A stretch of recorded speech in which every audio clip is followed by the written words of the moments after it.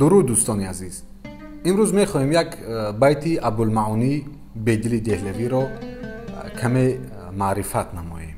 حضرت بیدل میگویند زین گذرگاه به کجا دل بندم، هر چی را مینگرم میگذرد.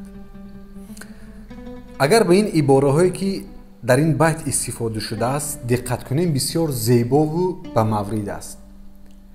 حضرت بیدل وقتی که این دنیا رو میخواهند برای ما نشان دهند، نمیگویند از این عالم به کجا دل بندم، به چی دل بندم، یا که از این دنیا، میگویند زین گذرگاه. خب ما گذرگاهی زیر زمینی اصطلاح داریم، یعنی که وقتی که یک راهی زیر زمینی است گذرگاه یعنی که از اونجا باید ما عبور کنیم، جایی که ایستادن است میگذریم. گذرگاه. حضرت بیدل دنیا رو هم گذرگاه میگویند، یعنی یک گذرگاه موقتی، باید ما از این بری گذرگاه به آن طرف گذریم. زین گذرگاه به کجا دل بندم، به چه چیز دل بندم میگویم من، چون که هر چی رو مینگرم میگذرد. به هر چیزی که نگاه میکنم، هر چیزی رو که اگر خواهم من به اون دل بندم میبینم که میگذرد. حتی نزدیکترین انسان های ما خب یک روز ما رو ترک میکنن، از ما دور میشوند، از ما جدا میشوند. حالا اینجا یک نکته هست، یک نکته ای که باید ما بسیار در زندگی آن رو استفاده کنیم. ما ضربه هایی که در